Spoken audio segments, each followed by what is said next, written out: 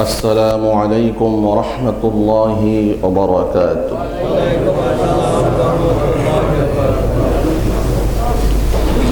إن الحمد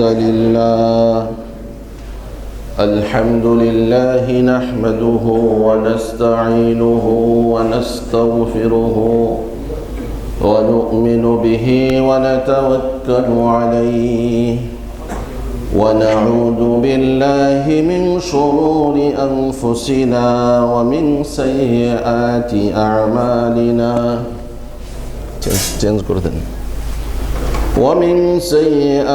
أعمالنا من يهد الله فلا مضل له ومن يضلله فلا هادي له ونشهد أن لا إله إلا الله وحده لا شريك له ونشهد أن سيدنا وسندنا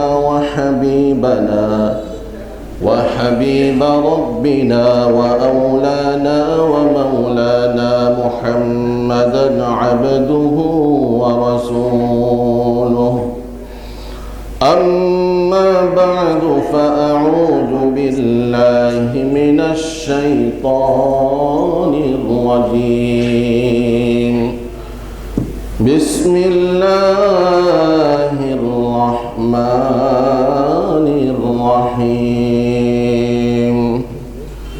إنما المؤمنون الذين إذا ذكر الله وجلت قلوبهم وإذا تليت عليهم آياته زادتهم إيمانا وعلى ربهم يتوكلون.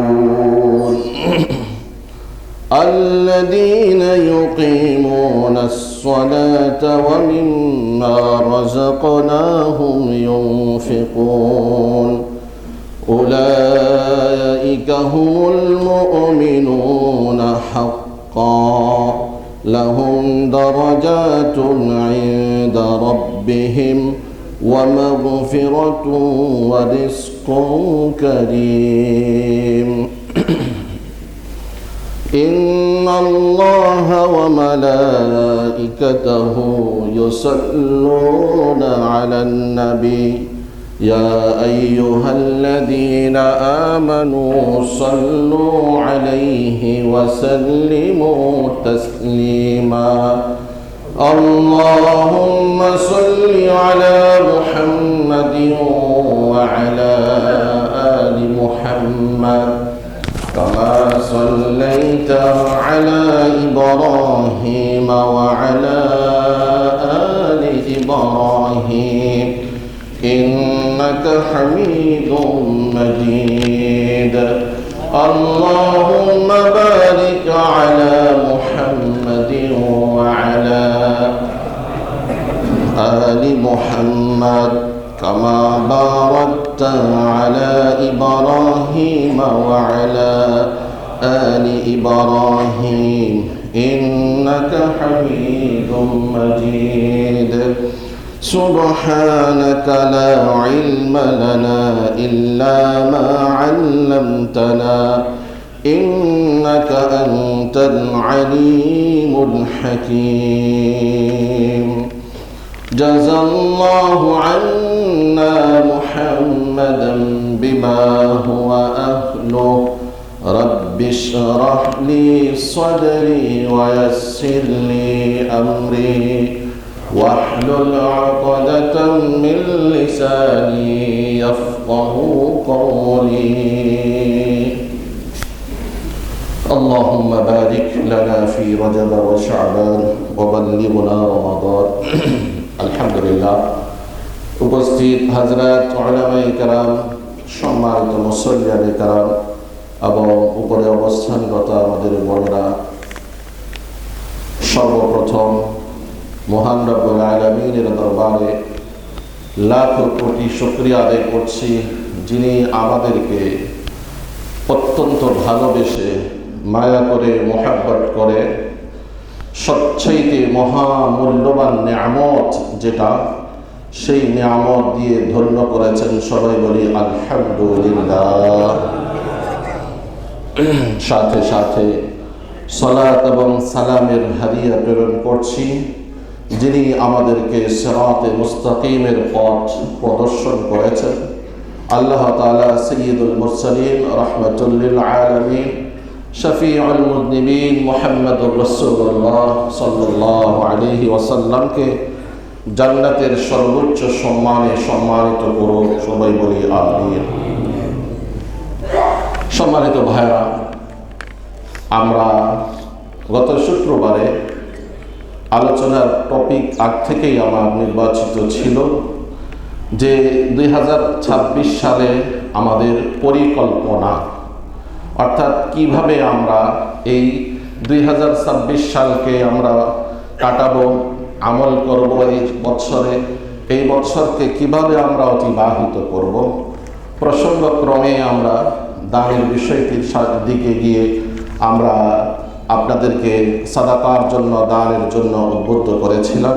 আলহামদুলিল্লাহ, তার ঘোষণাও একটু পরে আসবে। আপনারা যথেষ্ট মূল্যায়ন করেছেন, আল্লাহর ঘর মসজিদের জন্য সবাই এগিয়ে এসেছেন। প্রত্যেককে আল্লাহ তাআলা উত্তম জাযা দান করুন। সবাই বলি আমিন। সেই হিসেবে গত সপ্তাহের শুরু করা বিষয়টি যেটা ছিল পরিকল্পনা, আজ এই একটি বৎসর কিভাবে কাটাবো। কারণ পরিকল্পনা, প্ল্যান, এটা আজকে মুসলিম জাহানে উপেক্ষিত। এই পরিকল্পনাকে আমরা বাদ দিয়ে কাজ করার কারণে আমরা আমাদের টার্গেটে পৌঁছাইতে সক্ষম হই না। আজকে আমরা ব্যর্থ কেন? এই আমরা পরিকল্পনা করে কাজ করি না। অথচ ইসলামের সবচাইতে বড় সৌন্দর্য, ইসলামের সবচাইতে বড় দিক নির্দেশনামূলক নসিহা হলো এই পরিকল্পনা। ইমাম বুখারী রহমতুল্লাহ আলাইহি তার কিতাবকে যেইভাবে বিন্যাস করেছেন, সাজিয়েছেন, এই বিন্যাসের সর্বপ্রথম হাদিস যেটি, এই হাদিসকে আমরা আপনারা জানি নিয়াতের হাদিস, হাদিসুন নিয়া হিসেবে। কিন্তু এই নিয়া মানি হলো প্ল্যান, নিয়া মানি হলো পরিকল্পনা।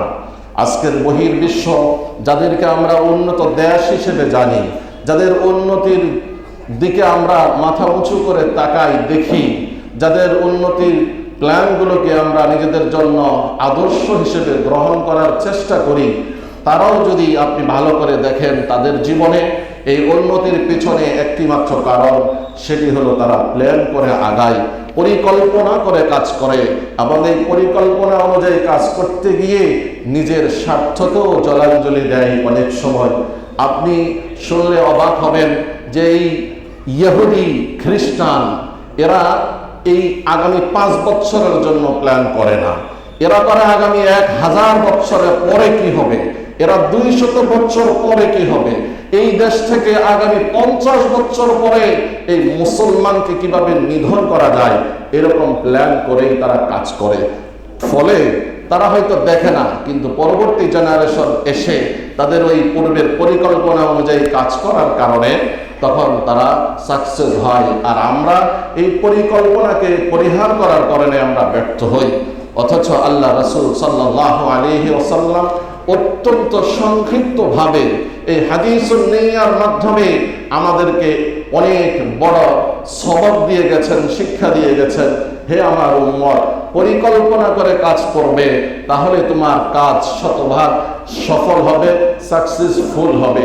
আল্লাহ রাসূল সাল্লাল্লাহু আলাইহি ওয়াসাল্লাম বলেন, ইন্নামাল আমালু বিন্নিয়াত, প্রতিটি আমল নির্ভরশীল নিয়তের উপরে। এক বাক্যে সব শেষ করে দিয়েছেন, এক বাক্যে সব কিছুকে শামিল করে দিয়েছেন, এক সেন্টেন্সে সব কিছুকে ইনক্লুড করে নিয়েছেন।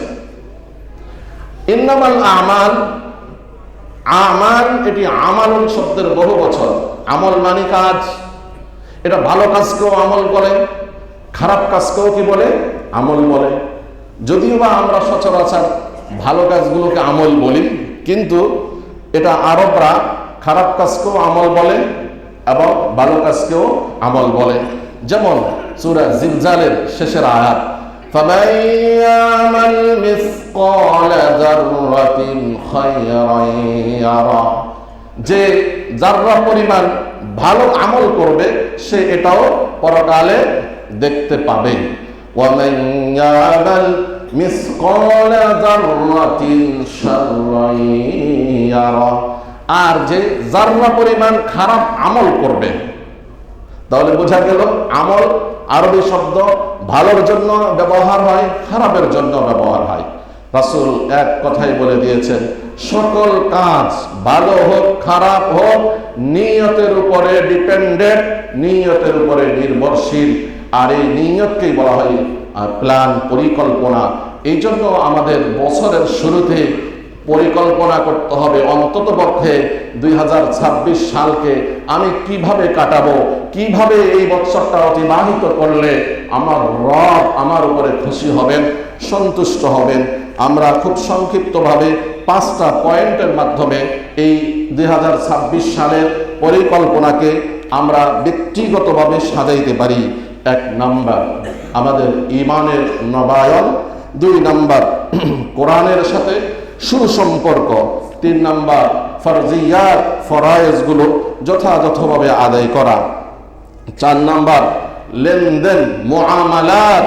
আমি যত বড় আবেদী হই না কেন, আমার লেনদেন যদি স্বচ্ছ না হয় তাহলে আমার এই ইবাদতের কোনো ফায়দা আছে? নাই। 5 নাম্বার হলো আখলাক, চরিত্র। আমার লেনদেন ভালো ঠিক, কিন্তু চরিত্র ভালো না। ওই ক্যারেক্টার লেস যারা, এদের কোনো মূল্যায়ন সমাজে আছে? ভালো সমাজে নাই, খারাপ সমাজে থাকতে পারে। তাহলে ঈমান নবায়ন, কোরআনের সাথে সুসম্পর্ক এবং ফরজিয়াত ফরজ ইবাদতগুলো যথাযথভাবে আদায় করা এবং লেনদেন পরিষ্কার রাখা, চরিত্রকে ভালো করা, এই 5টি পদ্ধতিতে আমি আমার দৈনন্দিন 24 ঘন্টার লাইফ, সপ্তাহ, মাস, একটি বৎসর, ইভেন একটা আমার পুরো লাইফ জীবনটাকে আমি এইভাবে সাজাইতে পারি। আর আমরা পর্যায়ক্রমে এগুলো সিরিজ হিসেবে এক একটা পর্ব নিয়ে ইনশাআল্লাহ সময় মতো আলোচনা করব। আজকে শুধু প্রথম পর্ব ঈমান নবায়ন, এই টপিকেই আজকে আমার নির্দিষ্ট সময়ের মধ্যে আলোচনা হবে। ওয়ামা তাওফীকি ইল্লা বিল্লাহ আলাইহি তাওয়াক্কালতু ওয়া ইলাইহি উনীব। সম্মানিত ভাইরা, একটি বৎসর যখন আসে, একটা বৎসর যখন শেষ হয়, আরেকটা বৎসর যখন শুরু হয়, আমরা অনেকেই অনেক কিছু নতুন করি, নবায়ন করি। আপনি আপনার বাসার ফার্নিচার পুরাতন হয়ে গেলে নতুন করেন, করেন কিনা? করেন। আপনি আপনার দোকান রং পুরাতন হয়ে গেছে, নতুন করে আবার ডেকোরেশন করেন। প্রত্যেকটা জায়গায় আপনার জামা কাপড় পুরাতন হয়ে গেছে, এটাকে আবার নবায়ন করেন, করে কিনা? সবাই করি।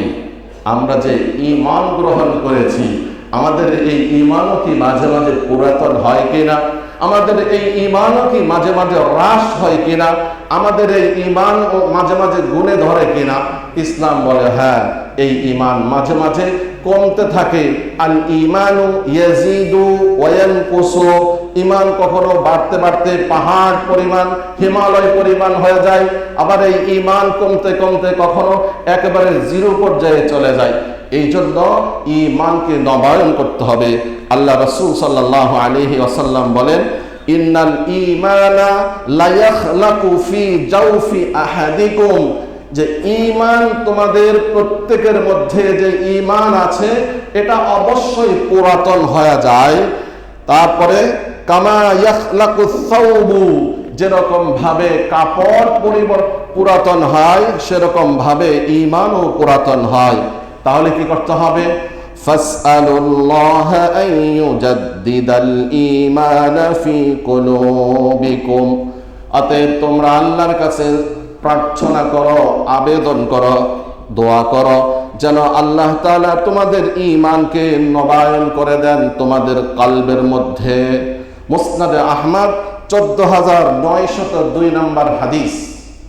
তাহলে হাদিস দ্বারা প্রমাণিত হয়ে গেল আমাদের ঈমান পুরাতন হয়। কিরকম পুরাতন?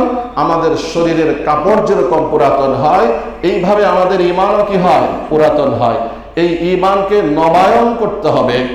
আমরা আজকে আলোচনা করব ঈমান কি কি কারণে পুরাতন হয়, কি কি কারণে ঈমান দুর্বল হয়, কি কি কারণে ঈমান হ্রাস পায়, আর কি কি কারণে ঈমান শক্তিশালী হয়, কি কি কারণে ঈমান মজবুত হয়, কি কি কারণে ঈমান বৃদ্ধি পায়।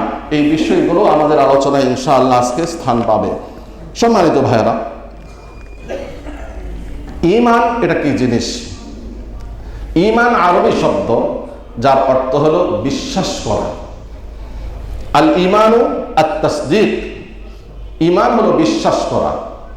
আপনারা সবাই জানেন আল ঈমান ইউমিনুনা বিল গায়ব, যারা অদৃশ্যকে বিশ্বাস করে, যারা আল্লাহকে বিশ্বাস করে। বিশ্বাস কি? অর্থাৎ একটা জিনিস আমার ভালো লাগুক আর না লাগুক, আমি ওই জিনিসটাকে যেই কোনো একটা স্বার্থে মেনে নেওয়া, এটাই হলো বিশ্বাস। আর আল্লাহকে বিশ্বাস করা, এখানে স্বার্থ কি? এখানে স্বার্থ আছে আমার পরকালের উপকারিতা, দুনিয়াবি ফায়দা।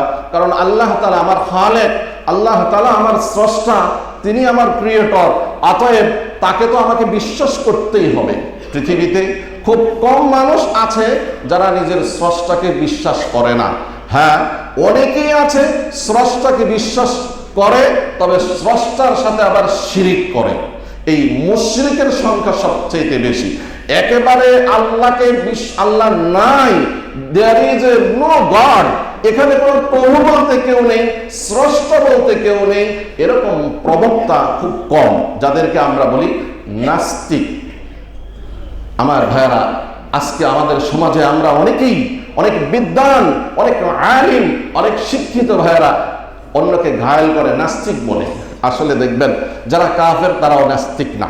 এই বলেন, যারা কাফের তারাও কি না? নাস্তিক না। কারণ কাফেরও আল্লাহকে স্বীকার করে কিনা?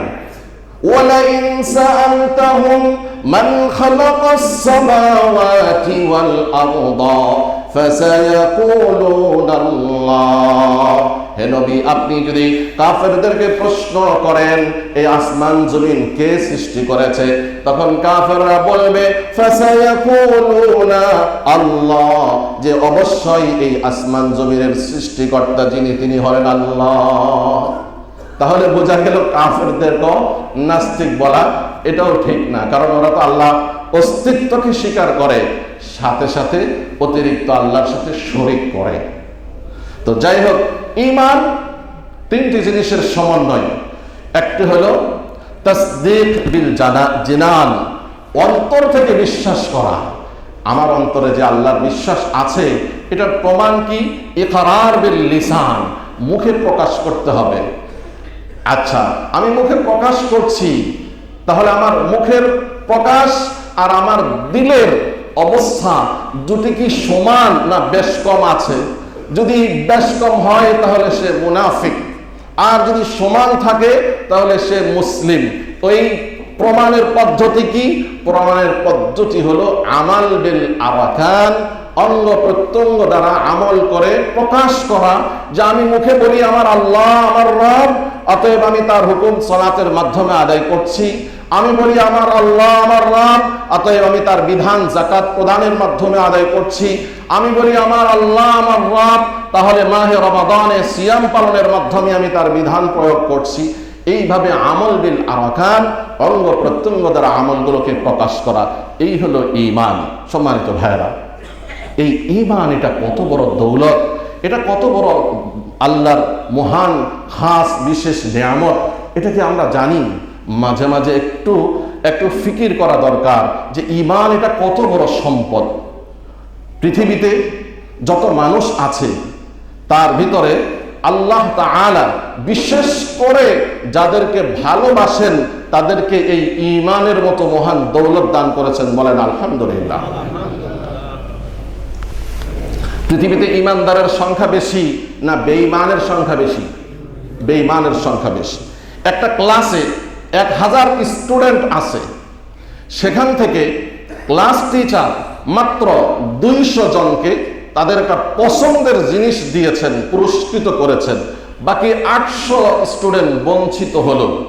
বলেন এই 1000 স্টুডেন্টের মধ্যে 200 জন স্টুডেন্ট তারা এই পুরস্কারকে নিয়ে একটু গৌরব প্রকাশ করবে, একটু তারা খুশি থাকবে, আনন্দিত থাকাটাই স্বাভাবিক। তারা একটু আনন্দ প্রকাশ করবে, তারা একটু কৃতজ্ঞতা প্রকাশ করবে, এটাই স্বাভাবিক। আল্লাহ তাআলা তাম পৃথিবীর বুকে শত শত কোটি মানুষের মধ্যে ঠিক এইভাবেই অল্প কিছু সংখ্যক, সব মিলাইলে হয়তো 200 কোটি হতে পারে, যারা নিজেদেরকে মুসলিম এবং মুমিন মনে করে, আর এরকম অসংখ্য মানুষ রয়ে গেছে যারা অমুসলিম। কেমন যেন ওই শিক্ষক কর্তৃক বিশেষভাবে 200কে বিশেষায়িত করা, তদ্রূপ আল্লাহ তাআলা কর্তৃক তাম বিশ্বের কোটি কোটি মানুষের মধ্য থেকে আমাকে আপনাকে আল্লাহ তাআলা এই দ্বীন দিয়ে, এই ঈমান দিয়ে, ইসলাম দিয়ে যে বিশেষায়িত করেছেন, অতএব আমাদেরও উচিত প্রথমত এই ঈমান পেয়ে এটার কৃতজ্ঞতা প্রকাশ করা। বলেন আলহামদুলিল্লাহ। আল্লাহ রাসূল সাল্লাল্লাহু আলাইহি ওয়াসাল্লাম বলেন, ইন্নাল্লাহা ইউহিব্বু, আল্লাহ তাআলা যখন কাউকে ভালোবাসেন, ইযা আরাদাল্লাহু, আল্লাহ তাআলা যখন কারো কল্যাণ চান, আল্লাহ তাআলা যাকে ভালোবাসেন তাকে ইসলাম ঈমানের মতো মহান দৌলত দান করেন। বলেন সুবহানাল্লাহ। ইন্নাল্লাহা ইউহিব্বু, ইন্নাল্লাহা ইউতিদ দ্বীন লিমান ইউহিব্বুহু, আল্লাহ যাকে ভালোবাসেন তাকে ঈমান এবং দ্বীন ইসলামের বুঝ দান করেন। সুবহানাল্লাহ।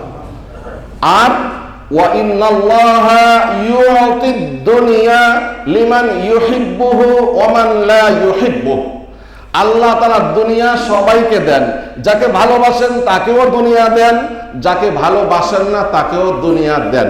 তাহলে বোঝা গেল দুনিয়া পেয়ে, দুনিয়ার ধন দৌলত পেয়ে এই কথা বলা ঠিক হবে না যে আমি আল্লাহর কাছে পছন্দনীয়, বরং যিনি দ্বীন পেয়েছেন, ইসলাম পেয়েছেন, ঈমান পেয়েছেন, তিনি বলতে পারবেন যে আমি আল্লাহ তাআলার কাছে পছন্দনীয়, কারণ তিনি শুধুমাত্র যাদেরকে ভালোবাসেন তাদেরকেই তিনি দ্বীন দান করেন, ইসলাম দান করেন, ঈমান দান করেন।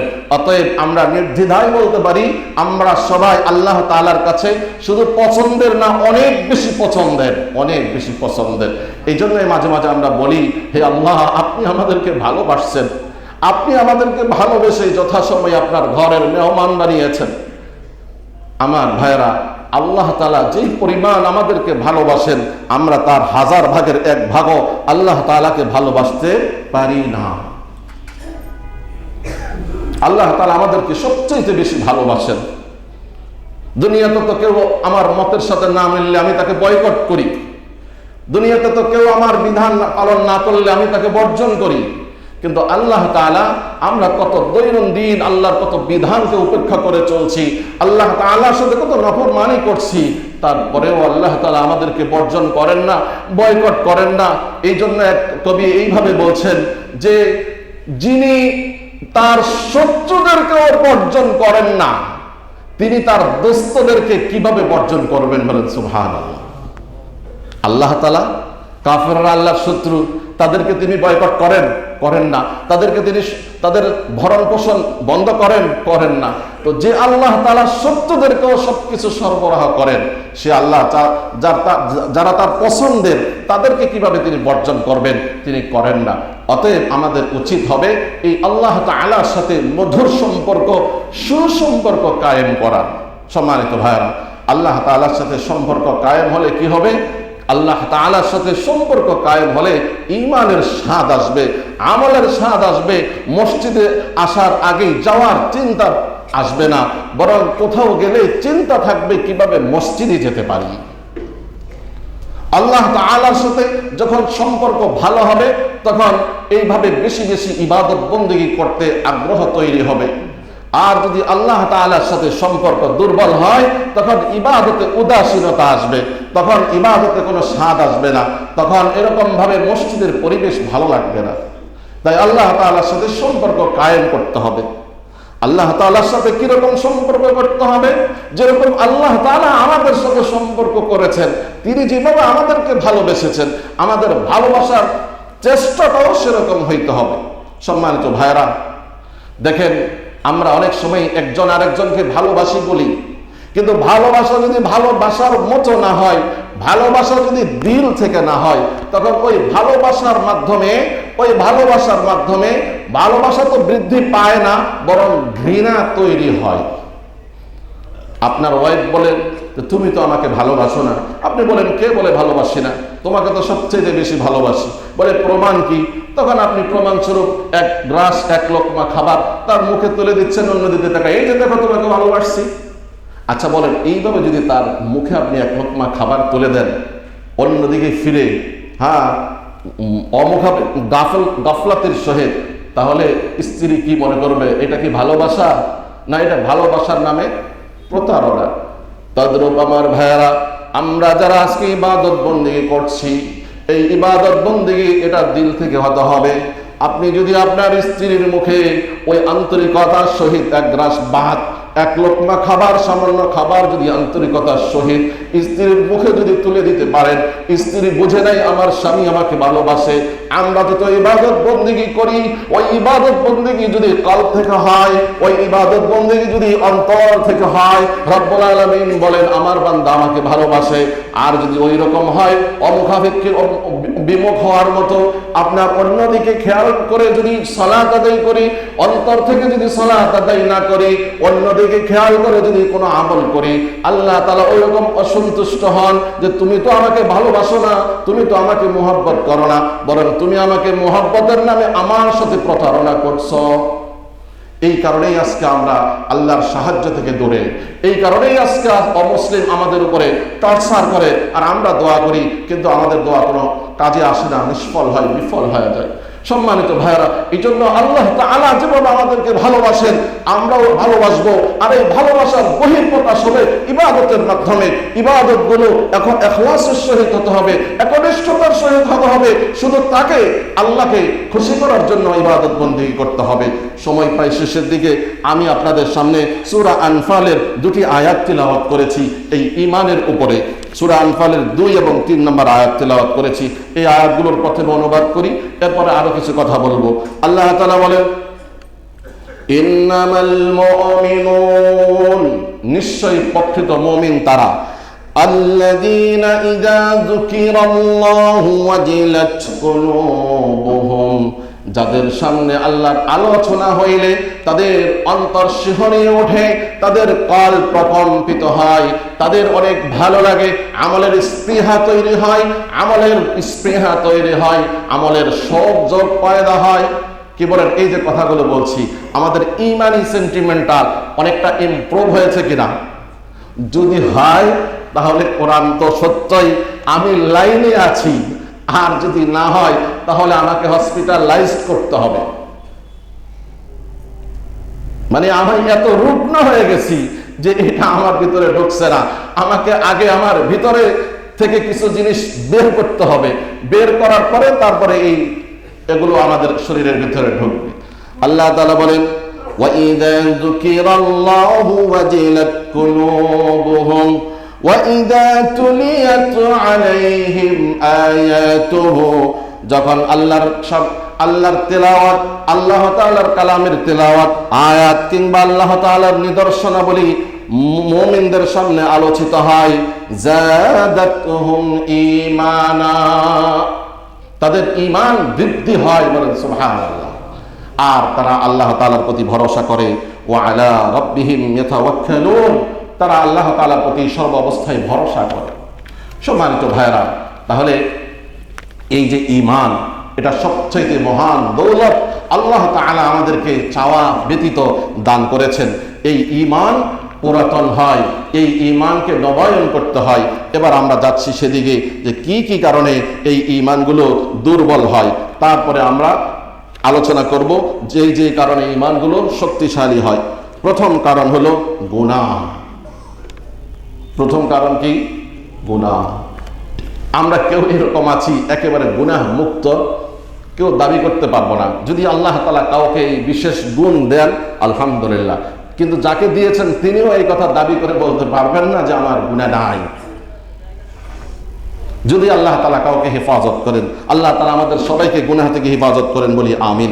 আল্লাহ রাসূল সাল্লাল্লাহু আলাইহি সাল্লাম বলেন, তিরমিজির 3334 নম্বর হাদিস, ইদা আযনাবাল আবদু নুকিতাত ফি কলবিহি নুকতাতুন সাউদা, যখন কোনো মানুষ গুনাহ করে তখন তার কলবের মধ্যে একটি কালো দাগ পড়ে যায়। কি দাগ? কালো দাগ। তারপরে যদি সে তাওবা করে তখন আল্লাহ তাআলা ওই কালো দাগকে